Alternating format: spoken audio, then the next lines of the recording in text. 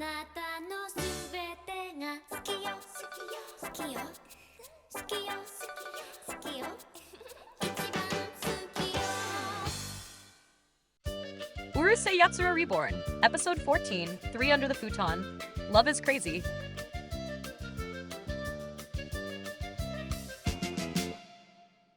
Some time had passed since the events that had shaken Tomobiki. Little by little, life had returned to normal. But for Lum, that normality was coming to an end. Inside her flying saucer, Lum was packing her belongings. Several boxes lay open on the bed. Her Tomobiki high school uniform had been carefully folded beside a pile of school books. There were also a few restaurant menus, store brochures, and little souvenirs she had collected during her stay on Earth. Lum picked one of them up. It was the menu from a restaurant she had visited with her friends. She gazed at it for a few seconds, then carefully placed it inside one of the boxes. Several photographs were displayed on the wall. There was Lum with her classmates. Lum during a school festival. Lum laughing with her friends. Lum making a funny face at the camera. And in one of the photographs was Moroboshi, completely distracted, his mouth hanging open and a thin string of drool running down his chin. Lum stared at the picture. "You little monkey." She smiled faintly. "You really brought out the worst in me." She paused for a moment, but also the best. Lum lowered the photograph. "I'm going to miss you." At that moment, a screen in front of her lit up. Her mother's face appeared on it. "Lum." "Yes, Mom." "We've missed you very much." Lum's expression changed. "I've missed you too. Your university professors have asked about you several times. They're all hoping you'll come back soon so you can continue your studies." Lum fell silent. Her mother smiled. "Ran and Ray told us that you were doing well and that you'd adapted rather nicely to life on Earth. How have the humans treated you?" Lum looked around the ship, then smiled brightly. Her mother seemed surprised. "They really have. The humans have been very good to me. I made lots of friends at school and all my classmates treated me very well." "I'm very happy to hear that, dear." Lum's mother paused. "We hope you'll come home soon." Lum smiled. "I will. We love you very much. And I love you too." The communication ended. The screen went dark. Lum remained silent for a few seconds. Then she looked at the photograph of Ataru again. "You little monkey." She carefully placed it with the rest of her keepsakes. Then she suddenly seemed to remember something. "Oh," Lum's eyes widened. "My equipment." She remembered all the surveillance devices and gadgets she had left hidden inside Ataru's house. "I can't retrieve them from here." She put a hand to her head. "I'll have to go there myself." Lum closed her suitcase. "It won't take long." Meanwhile, a few kilometers away, Shinobu was sitting in her room. Several photographs were spread across the bed. Shinobu picked one up with an angry expression. "Liar." She let it fall onto the bed. "Fraud." She picked up another. "How could I have believed that bastard?" She stood up. "My mother warned me. My friends warned me too. Everyone told me not to trust him." Shinobu clenched her fists. "And I refused to listen to anyone." Then her eyes fell on another photograph. It was a picture of her with Ataru. They were much younger. Ataru was smiling happily, making a victory sign with his fingers. Shinobu stared at the photograph. Her expression slowly began to change. She took the picture in both hands and slowly sat down. Maybe. She looked at the photograph again. Maybe he really wasn't lying to me after all. Shinobu lowered her eyes. Maybe it really happened the way he said. Her voice began to crack. Maybe they were only taking shelter from the rain. She remembered the explanations Ataru had tried to give her. They were soaking wet. It was cold. They only stayed together because they had nowhere else to take shelter. Shinobu sighed. Maybe I overreacted. A tear fell onto the photograph. Maybe I shouldn't have said all those things to him. She began going through the photographs on the bed, one by one. The first showed Shinobu and Ataru when they were barely 5 years old. They were standing in front of a birthday cake. 5 little candles illuminated the center of it. Behind them were Ataru's parents, much younger than they were now. Shinobu smiled through her tears. "We were so little." She picked up another photograph. This one showed Shinobu learning how to ride a bicycle. Ataru was behind her, holding the seat and helping her keep her balance. "Don't let go." "I won't let go." Shinobu smiled. She picked up another photograph. It was their first day of school. The two of them stood side by side in their little school uniforms. Then came another photograph. A group of children gathered together during summer camp. Ataru, Shinobu, Megane, Perm, Chibi, Kakugari, and the rest of their friends. They were all smiling at the camera. Shinobu continued flipping through the photographs. There were pictures from school trips, birthdays, festivals, like afternoons in the park, and countless moments she had almost forgotten, until she found a more recent photograph. She and Ataru were together, embracing after the tag tournament for the fate of Earth. Ataru looked completely exhausted, and yet, both of them were crying with happiness. Shinobu stared at the photograph for a long time. The tears began falling again. She pressed the photograph against her chest. Maybe I was too hard on you. She suddenly stood up. I have to talk to him. From the other side of the room, her mother looked at her in surprise. Where are you going, Shinobu? Shinobu was already putting on her shoes. I'm going to talk to Ataru. She opened the door and ran outside before her mother could say anything else. Meanwhile, not far away, Lum descended over Tomobiki for what would be the last time. Somehow, she felt as though she were saying goodbye to the neighborhood that had become her second home over the past several months, so far from her planet and her family. She slowly traveled through the streets she knew by heart. The high school, the park, the shopping centers, the little street food restaurants. In the park, she ran into Megane, Perm, Chibi, and Kakugari, who were gathered around a small table playing chess with Cherry. Hi guys. A little farther ahead, she encountered Sakura, who was taking a leisurely walk beside her boyfriend, Tsubame. Farther down the street, in front of a discount store, she spotted the onsen-marked teacher carrying a mountain of packages, walking along with a satisfied smile. Lum continued making her way through Tomobiki. It would be the last time, although none of them knew it. Finally, Lum flew toward the Moroboshi house. She still had one thing to take care of before leaving. She had to dismantle the antennas, cameras, and surveillance equipment she had installed over the past several months to keep track of Ataru's every move. At the same time, Ataru was lying on his futon, staring at the ceiling of his room. Far too many things had happened over the past few months. Far too many to remember all at once. Ataru closed his eyes. He remembered that dystopian world they had been transported to. Then he remembered that other, almost absurd reality where Lum pretended to be in love with him simply to find an excuse to ruin his life. Then he remembered the adult version of himself. That Ataru had worked for the Mendo conglomerate until he was fired, and to make matters worse, he had been married to Shinobu, until Shinobu discovered that her husband was having an affair with Lum. Ataru opened his eyes. What a disaster. Then he remembered the tournament, the battle, Nanami, and those 3 months they had ended up spending together on that island. Ataru smiled faintly. I wonder what happened to Nanami. He no longer thought of her with resentment. After everything they had been through, Nanami had become his friend. Maybe we'll meet again someday. At that moment, the doorbell rang downstairs. Ataru heard his mother coming down the stairs. I'm coming. The front door opened. Shinobu. Ataru immediately sat up. Hello, Mrs. Moroboshi. Ataru's mother looked at Shinobu. How are you, dear? Shinobu tried to smile. Fine. But her eyes were filled with tears. Mrs. Moroboshi became concerned. Are you crying? It's nothing. Is something wrong? Before Shinobu could answer, Ataru appeared at the bottom of the stairs. Shinobu raised her head. Her eyes filled with tears again. She ran toward him and threw her arms around him. Ataru was completely bewildered. What's wrong? Shinobu didn't answer. She simply remained there, holding him tightly. Ataru's mother smiled discreetly. From the kitchen, Ataru's father continued reading his newspaper. What's going on? He asked without looking up. Mrs. Moroboshi gestured toward the stairs. Nothing. Looks like the kids have something to talk about. His father finally looked up. Oh. Then he returned to his newspaper. Let them talk in peace. His mother smiled. Why don't you two go upstairs? Ataru looked at Shinobu. Do you want to talk? Shinobu nodded. The two of them went upstairs. Once they were inside the room, Shinobu closed the door. She turned toward Ataru. Forgive me. Ataru looked at her in surprise. Why? Shinobu began to cry. Because I judged you unfairly. I assumed the worst of you. I thought you were cheating on me. I thought everything you told me was a lie. Ataru lowered his eyes. I tried to explain it to you. I know. Shinobu stepped closer. Now I understand.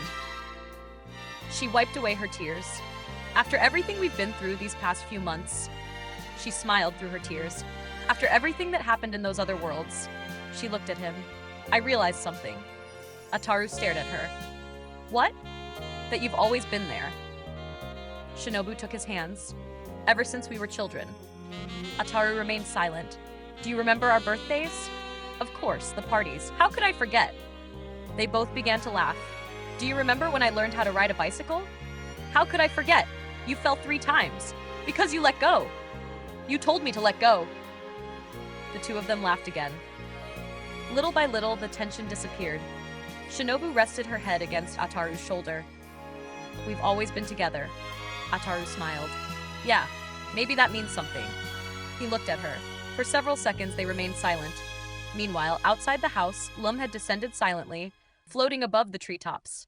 She headed toward the balcony outside Ataru's room. I'll just retrieve my equipment. At one end of the balcony was one of her surveillance devices.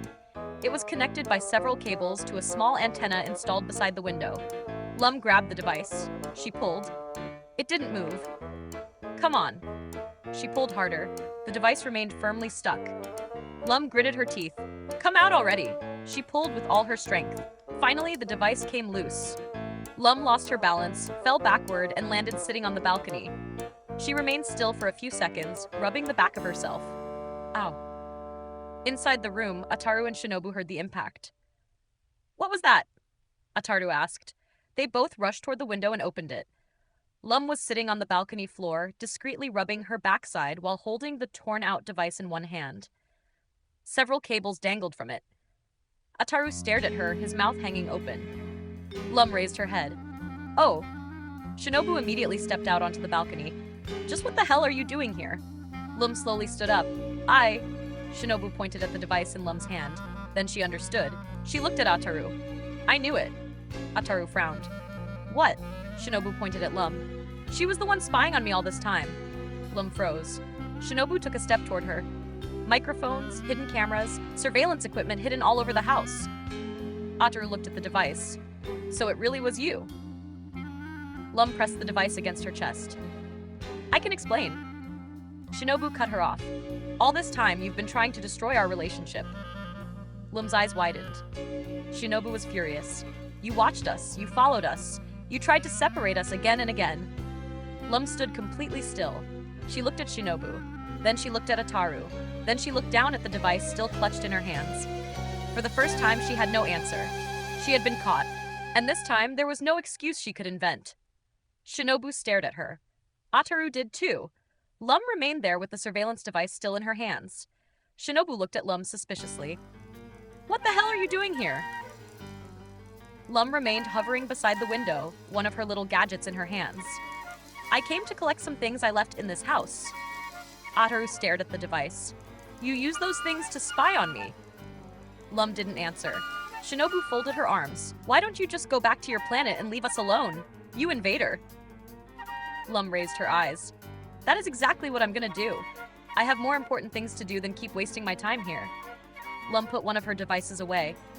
But before I leave, there's something I want to tell you. Shinobu looked at her suspiciously. Lum pointed at Ataru. You're an idiot for taking this worm back. Ataru frowned. Hey, Lum continued. I admit I've been watching him. That's how I know all the times this womanizer has cheated on you. Shinobu clenched her fists. You were the one who tried to destroy our relationship, and you're the one who keeps going back to him again and again. That's none of your business, you damn invading ogre! Lum smiled contemptuously. Maybe you're not an idiot. She stepped closer to Shinobu. Maybe your self-esteem is just so low that you're willing to keep going back to this bastard over and over again. Ataru stepped forward. Don't you dare talk to Shinobu like that. Lum turned toward him. The two stood face to face. What? Lum raised an eyebrow. What are you gonna do? She gave him a light tap on the nose. You're nothing but a little runt. Ataru's face turned red with anger. Yeah, but this little runt was the one who defeated you in front of your entire people. Lum's expression hardened. You cheated. The only one who cheated was you. Liar. Rand told us everything. Lum froze. Shinobu continued, growing angrier by the second. You're nothing but daddy's little girl. A spoiled, pampered little princess who only accepted that competition out of spite because you simply couldn't accept that your pathetic boyfriend was making out with your best friend. Lum began to tremble. Shut up! And in the end, you made a complete fool of yourself in front of your entire people. Lum's eyes flashed. A burst of electricity shot toward Ataru. Ataru managed to grab her by the arms before she could attack him again. The two lost their balance and fell to the floor.